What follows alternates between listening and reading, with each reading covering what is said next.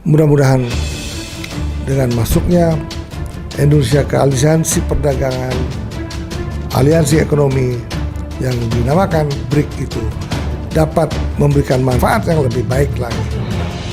Maka untuk itu, marilah kita mencintai produk kita sendiri, mencintai produk dalam negeri.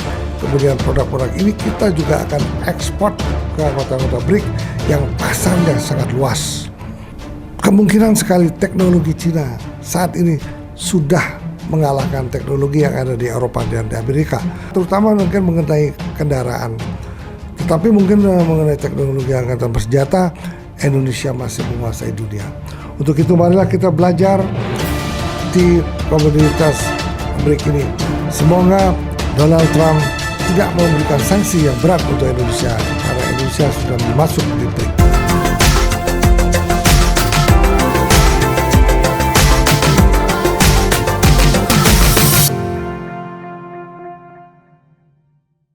Selamat siang, kembali lagi bersama Mr. Puis Live. Pulau Bali mulai terasa kepanasan. Demikian juga banyak negara juga kepanasan dengan masuknya Indonesia ke aliansi perekonomian yang dinamakan BRIC. Apa sih itu BRIC? BRIC itu B-nya itu adalah Brasil, R-nya itu Rusia, I-nya itu India, C-nya itu adalah China. Jadi BRIC. Kemudian ternyata BRIC tulisannya tambah S lagi, BRICS. Kenapa ada S? Ternyata ada lagi sebuah negara yang masuk adalah Southeast Africa, Afrika Selatan, sehingga BRICS telah dilegalkan oleh kelima negara tersebut menjadi aliansi perekonomian dunia. Dunia baru akan diwarnai dengan BRICS, nantinya akan menjadi juga mata uang di kemudian hari. Seperti kita ketahui bahwa BRIC itu telah berdiri tahun 2009 yang lalu. Cukup lama. Kenapa baru kali ini Indonesia masuk ke BRIC? Nah, ini tentunya Indonesia itu juga negara-negara yang terhimpun dalam BRIC itu tidak mau dijajah oleh US dollar. Kalau dulu ada gabungan perekonomian di Eropa, dia membuat mata uang juga, yaitu euro. Pada waktu itu tidak terjadi gejolak antara Amerika dengan Eropa itu sendiri. Kenapa? Karena Eropa di euronya itu merupakan anggota aliansi pertahanan, yaitu NATO. Tetapi kali ini BRIC ini bukanlah aliansi atau fakta pertahanan. BRIC ini adalah sebuah organisasi perekonomian di mana ini merupakan fakta perekonomian. Indonesia yang bebas aktif ini tidak akan memihak negara apapun, negara-negara yang berperang.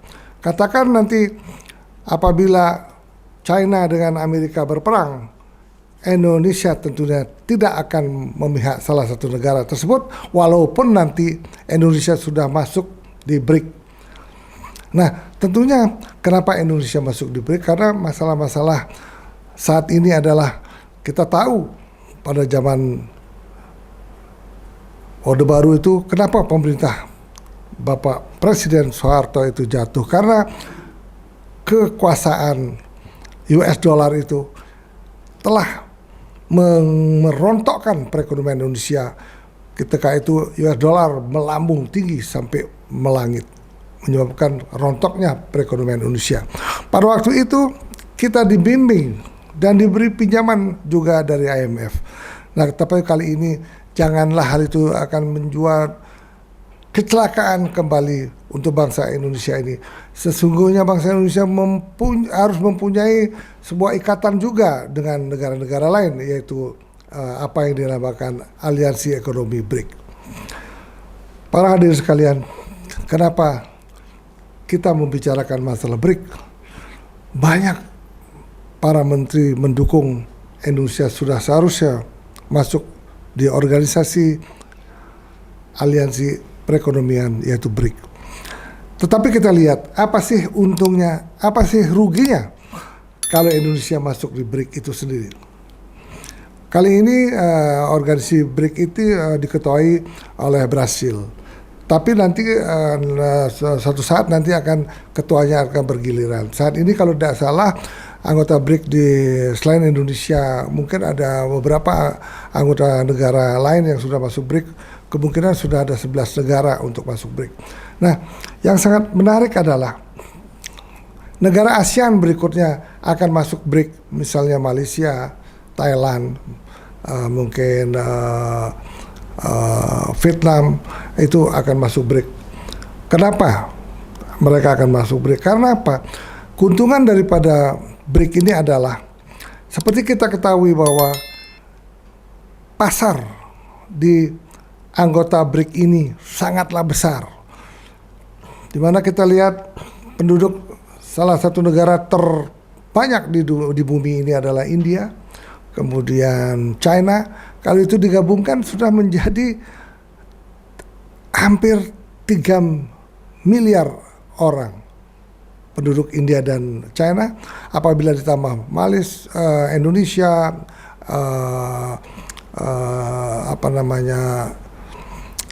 Brasil dan negara-negara lainnya, kemungkinan BRIC ini akan menguasai 60% penduduk dunia. Saat ini baru mungkin 30% penduduk dunia sudah ada di BRIC itu sendiri. Sedangkan penduduk dunia kalau tidak salah sampai tahun ini adalah kurang lebih 8 miliar orang. Sedangkan China, India, Indonesia, Brasil dan juga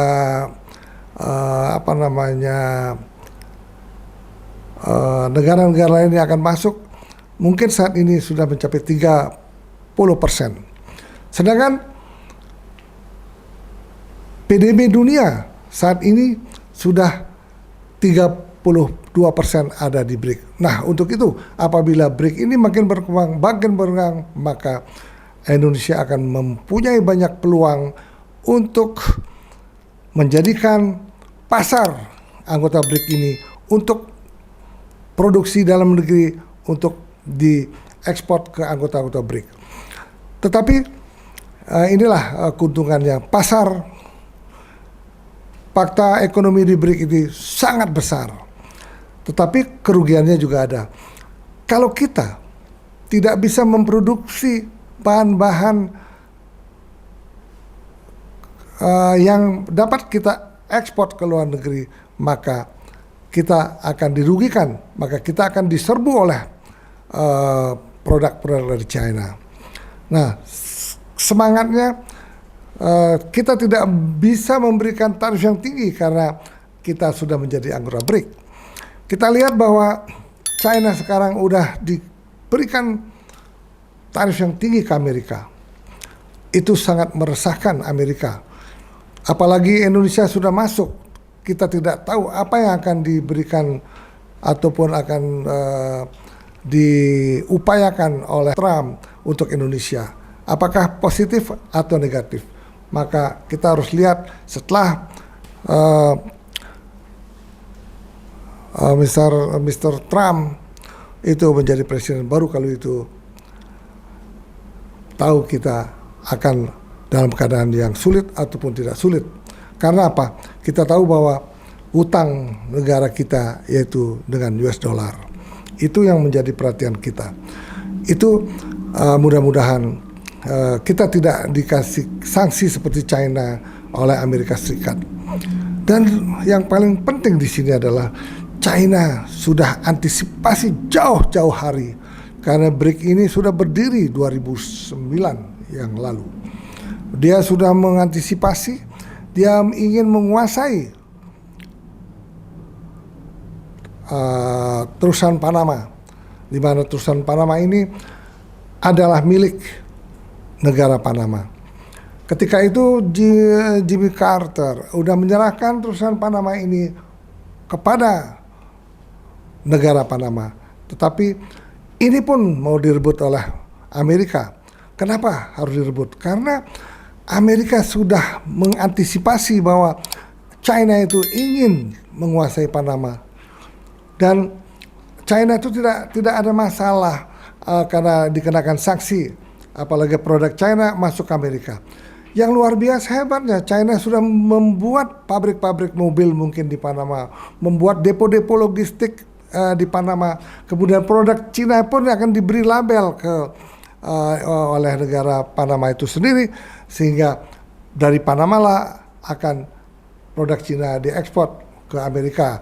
Berarti mereka aja dikenakan tarif 20%. Tetapi kalau langsung dari China ke Amerika 100%, maka produk-produk dari China, terutama mobil dan produk-produk kerajinan lainnya, tidak akan kompetitif di sana. Nah, itu yang akan terjadi selanjutnya. Mudah-mudahan Indonesia jangan dikenakan tarif yang tinggi. Nah, untuk itulah kemungkinan juga Indonesia, karena merupakan negara yang bebas aktif, kemungkinan juga Indonesia akan tetap menjalin hubungan yang baik dengan khusus dengan Amerika. Bapak-bapak, para hadirin sekalian, janganlah kita berkecil hati. Marilah kita mempertahankan keberadaan bangsa Indonesia sehingga tidak terjadi resesi. Yang paling penting, negara Indonesia harus mempersiapkan jangan sampai US dollar itu melonjak sangat tinggi seperti tahun 98 yang lalu. Nah, inilah upaya-upaya pemerintah bagaimana caranya membuat stabilitas ekonomi sehingga dolar pun tetap stabil, paling tidak tetap 16.000 rupiah per US dollar, sehingga kita tidak terjadi resesi seperti dahulu. Nah, ini yang harus kita jaga. Nah, tentunya walaupun kita sebagai anggota BRIC, tentunya kita tidak hanya membeli barang-barang dari Cina ataupun dari Rusia, terutama barang-barang untuk angkatan bersenjata. Kelihatannya Indonesia pun masih sangat menggantungkan diri untuk pembelian senjata dari Amerika. Mudah-mudahan hal ini membuat hal-hal yang positif sehingga hubungan Amerika dan Indonesia tetap baik seperti dahulu. Nah, untuk memperjelas lagi dan untuk lebih detail lagi bagaimana caranya kita terbebas dari sanksi-sanksi perekonomian di luar anggota BRIC itu sendiri. Untuk itu, untuk lebih pencerahan untuk para hadirin sekalian, marilah kita mendengarkan sebuah video di televisi ini, terutama mengenai masalah BRIC ini. Kalau tidak salah dari Benik ini akan memaparkan, memberikan informasi hal-hal yang positif sehingga bangsa Indonesia ini dapat mengantisipasi bagaimana cara menanggulangi perekonomian sehingga perekonomian tetap stabil. Mari kita dengarkan bersama. Ada berita nih, fresh from the oven. Kemarin baru saja Indonesia dinyatakan resmi bergabung menjadi negara anggota BRICS. Indonesia will formally join BRICS as a full member, further expanding the group of major emerging economies. Nah, teman-teman yang dalam forum ini sudah tahu betul berkali-kali menyuarakan tentang BRICS ini, dan kita sangat-sangat setuju bahwa Indonesia harus masuk ke blok baru, blok ekonomi baru yang diharapkan bisa mengganti penggunaan US dollar. Nah, BRICS ini anggotanya ada banyak nih guys, tapi yang paling prominent itu ada Brazil, Rusia, India, sama China. Asia terakhir itu Afrika Selatan, South Africa. Sekarang udah masuk Indonesia, BRICS ini gue yakin akan tambah powerful. Dan yang lebih hebat lagi, ternyata yang menyambut Indonesia itu langsung Presiden Brazil. Kok bisa ya? Dan kenapa dia semangat banget ya untuk menyambut kedatangan Indonesia menjadi negara anggota BRICS? Presiden Brazil, bayangin, bosnya si Ronaldo dan Romario itu langsung menyambut Indonesia. So, buat lo yang penasaran gimana sih kisah Indonesia bersama BRICS? Apakah ini positif, bagus, dan mulus-mulus aja, atau kayaknya ada bahayanya? Kalau penasaran ya, skip videonya, let's check this out. Jadi buat teman-teman yang belum tahu ya, Presiden Brazil namanya Presiden Lula. Presiden Lula itu kemarin habis diserang habis-habisan di Amerika. Karena apa? Karena Presiden Brazil itu sedang menggodok sebuah rencana dan mengumpulkan negara-negara di Amerika Selatan, Amerika Latin, ada Argentina, ada Chili, ada Brazil dan lain sebagainya. Dia mau kumpulin, bilang sama negara-negara Amerika Latin untuk bersepakat stop menggunakan US dollar. Mereka sedang berkumpul, ketuanya si Presiden Brazil ini, untuk bikin mata uang sendiri, mata uang yang akan dipakai oleh negara-negara Amerika Latin. Nah, sejak saat itu, ya Amerika Serikat mulai kebakaran jenggot dan mereka mulai menyerang Presiden Lula dengan segala cara. Nah, makanya teman-teman jangan heran ketika kemudian Indonesia masuk menjadi negara anggota BRICS, presiden pertama yang kasih selamat itu bukan Cina. Cina juga cepat kasih selamat, tapi yang paling cepat itu adalah Presiden Brazil. Kenapa? Ya karena pada saat ini Presiden BRICS itu kan selalu di-rolling setiap tahunnya juga. Presiden BRICS saat ini itu adalah Presiden Lula. Dan dia berulang kali bilang bahwa kita butuh banyak negara-negara berkembang, khususnya Global South, artinya negara yang berada di selatan Khatulistiwa. Kita selama ini dijajah oleh negara-negara yang berada di atas Khatulistiwa, maksudnya Eropa, Amerika Utara, dan lain sebagainya. Makanya bagian selatan, Global South ini harus bersatu padu. Dan dia betul-betul menunggu kedatangan Indonesia karena negara kita ini sangat berpengaruh. Ini ya bukan karena orangnya yang berbeda, bukan karena orang Indonesia berbeda, tapi karena nilai ekonomi kita besar sekali. Kenapa nilai ekonomi kita besar sekali? Karena jumlah penduduk kita besar sekali. Ini pengaruh GDP adalah berapa kepala populasi yang ada di sana. Makanya jangan heran negara-negara yang penduduknya banyak, ya contoh kayak Cina, India, Brazil, dan termasuk Indonesia, itu sangat-sangat disanjung dan sangat-sangat diperlukan untuk menjadi anggota dari Fakta Pertahanan, menjadi anggota dari Fakta Ekonomi atau persekutuan apapun.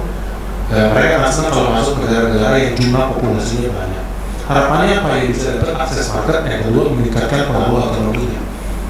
Jadi wajar kalau seandainya Brazil itu senang Indonesia masuk, karena kita sama-sama berada di selatan Khatulistiwa, sama-sama dijajah oleh US dollar, dan sama-sama diinjak-injak sebagai negara yang masih berkembang. Nah, tadi aku bilang, bukan cuma itu aja, kita juga mendapatkan sambutan yang sangat-sangat hangat dari China. Bahkan Menteri Luar Negeri China sendiri itu langsung kasih selamat, dan website resminya mereka lu bisa lihat di layar kaca langsung menyatakan sambutan, congratulations buat negara Indonesia yang akhirnya menjadi negara anggotanya BRICS.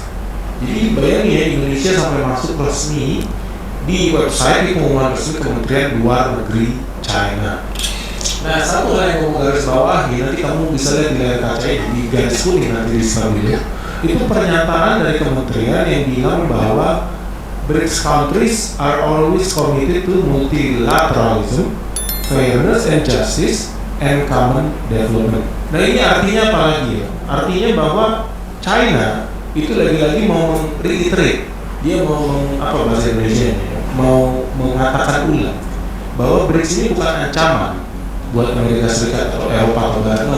BRICS ini sifatnya multilateral, sifatnya kolaboratif, sifatnya di sini apa? Fairness, justice, common development, pembangunan bersama-sama. Jadi bukan artinya BRICS ini sebuah klub eksklusif atau klub pertahanan, peperangan, enggak. BRICS ini adalah sebuah kumpulan negara-negara yang pengen saling berkolaborasi untuk mengembangkan perekonomian mereka dengan prinsip apa? Keadilan, persamaan, prinsip kebersamaan. Jadi ini sekali lagi gue senang lihat ini. Kenapa? Karena Kementerian Luar Negerinya salah satu yang paling bagus di dunia ini. Menurut gue di negara berkembang ya, Kementerian yang paling bagus itu India, Desaka, itu hebat banget. Yang kedua, Kementerian Luar Negeri Cina, betul-betul bijaksana kalau lagi bikin pernyataan. Dan sini lagi-lagi dia mengatakan bahwa Indonesia masuk yang dianggap sebagai ancaman, karena kita ini organisasi yang mau hidup tinggi keadilan, kesamaan, pembangunan bersama-sama. Nah, tadi kita udah bahas tentang Kementerian Cina. Gimana kalau di Indonesia? Nah, karena itu di Indonesia juga langsung dipercatatkan ketika Indonesia masuk resmi menjadi anggota full BRICS. Dia bilang apa? Dia bilang pencapaian ini mencerminkan peningkatan peran aktif Indonesia dalam isu-isu global, serta menunjukkan ya komitmen Indonesia untuk memperkuat kerjasama multilateral demi mewujudkan tatanan global yang lebih inklusif dan berkeadilan. Nah, jadi sini kita bisa lihat nih, Indonesia itu melihat bahwa keanggotaannya di BRICS itu bukan sebagai sebuah persekutuan militer atau bukan bukti bahwa Indonesia adalah kacungnya Cina, enggak. Tapi ini adalah langkah strategis untuk meningkatkan kolaborasi dan kerjasama dengan negara berkembang lainnya berdasarkan prinsip kesetaraan, saling menghormati, dan pembangunan yang berkelanjutan. Nah, di sini kita bisa lihat ya, Kemenlu kita sifatnya politis dan diplomatis. Announcement yang dibikin Kemenlu Indonesia sama announcement yang dibikin Kemenlu Cina ya udah koordinasi, makanya bahasanya 11-12 agak-agak mirip. Tapi gue mau bahas konkretnya aja lah, bahwa apa? Bahwa dengan bergabungnya RI ke BRICS itu yang paling diuntungkan siapa? Apakah Amerika, apakah China, apakah Indonesia? Jadi buat teman-teman yang belum tahu ya, PDB Indonesia 2023 itu sekitar 22.000 triliun. Nah, dengan masuknya Indonesia ke BRICS sudah ada negara yang berkaya dari kita, ada China, India, dan sebagainya. Itu PDB kombinasi kita semua itu menjadi 464.000 triliun. Itu nilai yang sangat besar. Jadi teman-teman ya, dengan bergabungnya Republik Indonesia menjadi BRICS, kekuatan ekonomi kita di total itu menjadi 464.000 triliun. Ini jumlah yang sangat besar. Kenapa? Karena kalau kita lihat, kita bandingkan dengan kekuatan ekonomi dunia, GDP dunia, ternyata GDP kombinasi BRICS itu bentar lagi akan mencapai 1/3 dari GDP dunia. Artinya ini akan jadi ancaman bagi penguasa dunia ini, yaitu Amerika Serikat. Bahkan saking hebatnya BRICS Plus nih, nanti ya dengan negara-negara baru nanti akan join lagi setelah Indonesia. Kombinasi ekonomi kita di BRICS itu bakal mengalahkan negara anggota G7. Jadi perkumpulan G7 ini kumpulan negara-negara dengan perekonomian terbesar di dunia. Ini lebih hebat dibandingkan G20. Indonesia negara anggota G20, tapi Indonesia bukan anggota G7. G7 ini klub yang sangat elit, isinya ada Jerman, Kanada, Prancis, Inggris, Amerika Serikat. Jadi negara yang super kaya berkumpul di G7.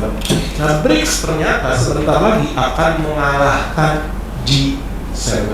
So this is a very good thing kalau misalnya kita masuk ke sebuah fakta pertahanan ekonomi, bukan militer, yang akan menggulingkan G7.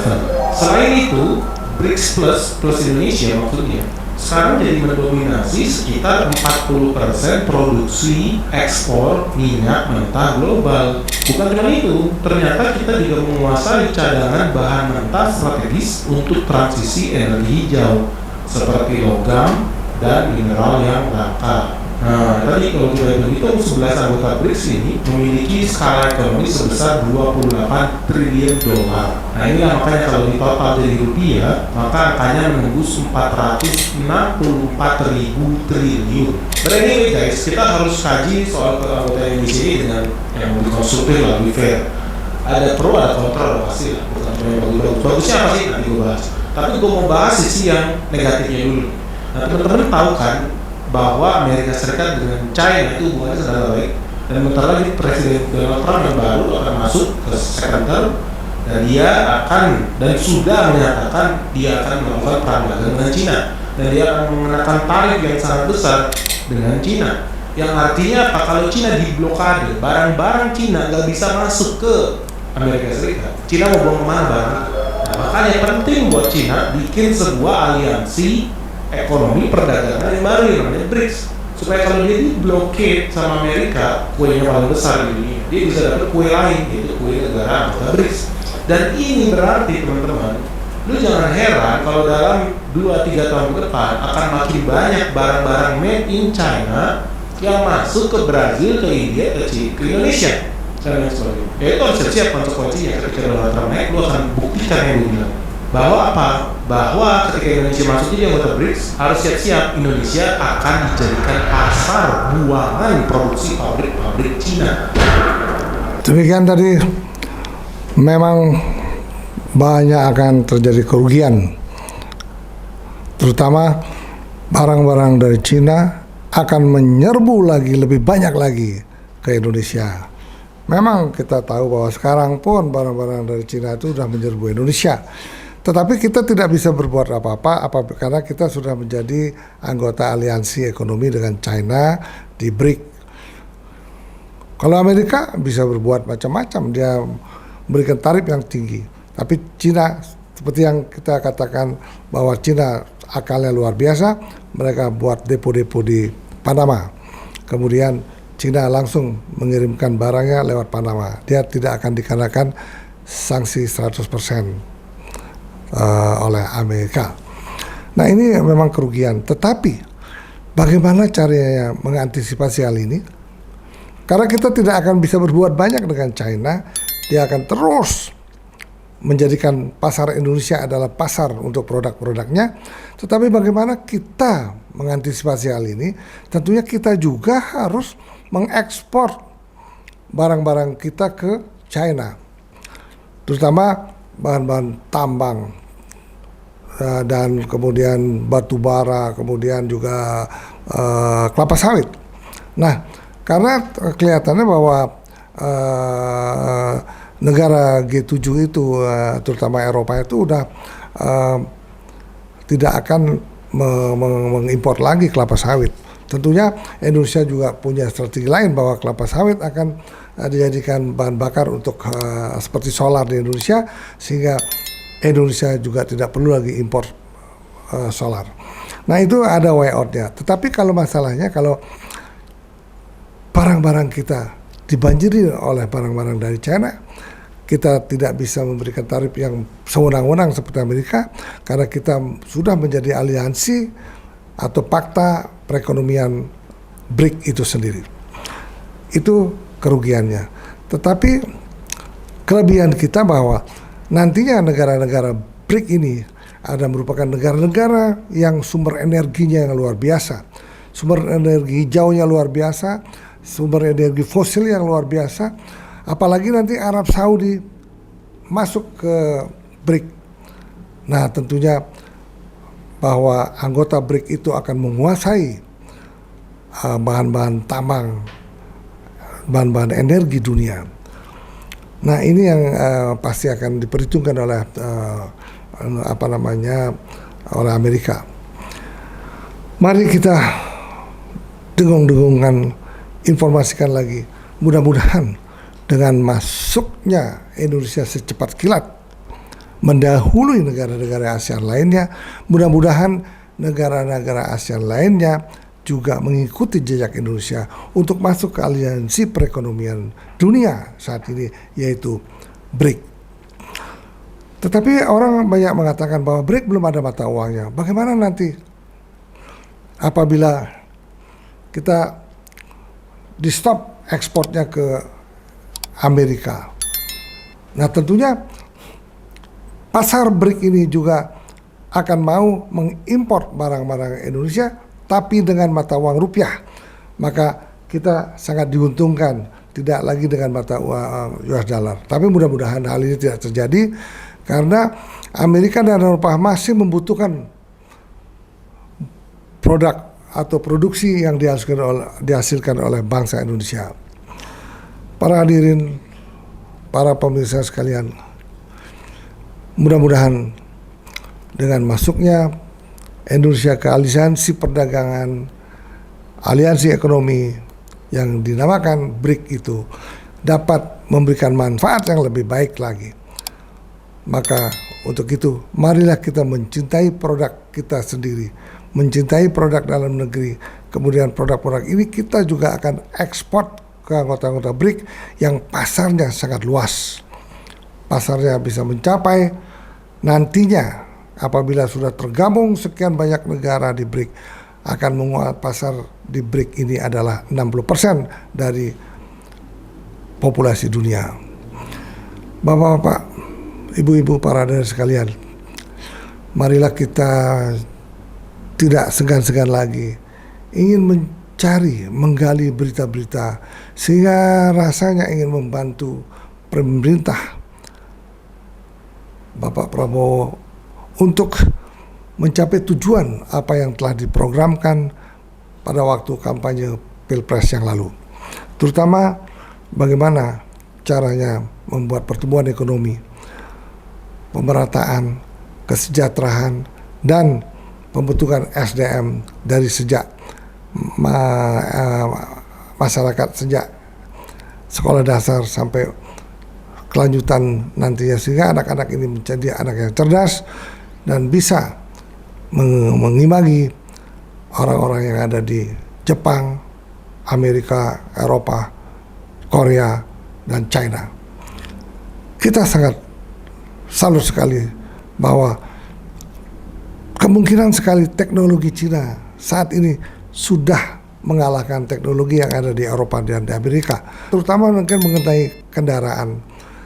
Untuk itu marilah kita belajar di komunitas BRIC ini. Semoga Donald Trump tidak memberikan sanksi yang berat untuk Indonesia karena Indonesia sudah masuk di BRIC. Nah, dalam hal ini rasanya bahwa pemerintahan Bapak Prabowo mampu membuat dan mengadakan komunikasi yang intensif baik dengan Eropa, dengan Amerika dan juga dengan anggota-anggota BRIC, sehingga program pemerintah dalam mensejahterakan bangsanya bisa berjalan dengan baik. Para hadirin sekalian, anak-anak Gen Z sekalian, mahasiswa, pelajar, dan politikus, marilah kita membantu pemerintahan Bapak Prabowo ini sehingga berjalan dengan baik, sukses, dan mampu melewati tahun yang sangat berat, tahun 2025 ini. Untuk itu, tontonlah selalu Mr. Puisi Live, karena Mr. Puisi Live akan menyajikan, akan memberitakan, akan mengulas, dan menganalisa hal-hal yang penting bagi bangsa Indonesia.